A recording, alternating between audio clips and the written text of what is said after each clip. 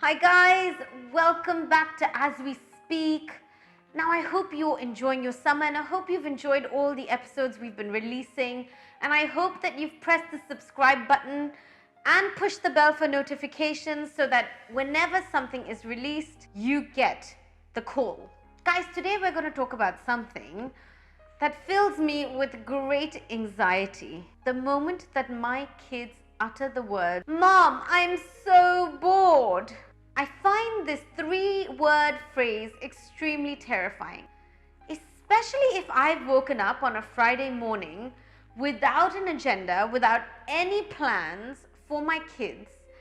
I actually get stressed because I don't want to hear the words, "I'm so bored, what are we going to do today?" The idea of the constant nagging is actually really, really stressful. Even though our children's boredom is a real pain for us to handle, it really has some great benefits. Firstly, it provides them silence from their overcluttered and overscheduled minds. It gives them time for reflection, and with reflection comes creativity and imagination and genius. And finally, it builds resilience. It gives them that sense of realization that they don't really have to depend on anyone else. They don't really have to depend on us, for every single thing and for their entertainment. And it eventually makes them happier and more fulfilled. And I have actually seen this work.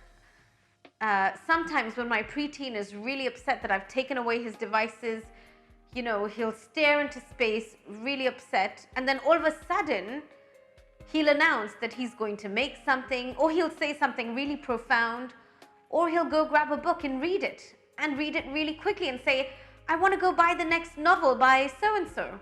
When the elder sibling is not around, my little one all of a sudden becomes extremely resourceful and creative. If he's not looking around for worms and geckos or trying to do some experiment, he's creating games with paper and a little ball of foil, or he'll simply bounce a ball around. So my personal challenge this summer is from time to time to let my kids get very, very bored without any of their devices this summer. And I'm sure they're not going to be very happy to be watching this when this episode is released. But to make them get successfully bored, I've decided that I have to make a few preparations in advance. And I've been talking about this to my friends, I've been researching it on the internet, and here's a couple of things that I found that I'm hoping will help us stay successfully bored. Number 1, get the kids to make a boredom jar. Let them write down on little pieces of paper every possible activity they can think of doing when they get bored. So when the time comes, they've got a jar of resources ready to pick into. Number 2, make sure they save all their unrecyclable waste as much as they can so that they can make those wonderful eco bricks. Number 3, make sure that they have enough outdoor playtime or its equivalent depending on wherever you are. I'm currently going to be in Europe and have access to parks, so that'll be amazing and they'll get to just go out and play. Number 4, spark their creativity by making a story prompter jar. Number 5, keep the art and craft supplies stocked so there's enough of it. Number 6, get them each a summer journal for daily reporting.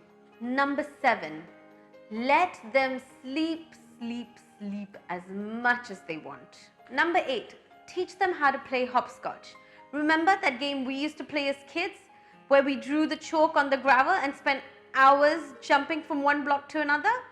Number 9, make sure that I actually partake in their fun too, whether it's playing a board game or bouncing around a ball or playing basketball or simply having a run around or a dance about. And number 10, to make sure that I count to 10 and not freak out and stress out when they say the golden words, "I'm bored," which I know they inevitably will. Have a good summer, guys. I hope you're enjoying yourselves. See you next week. Bye.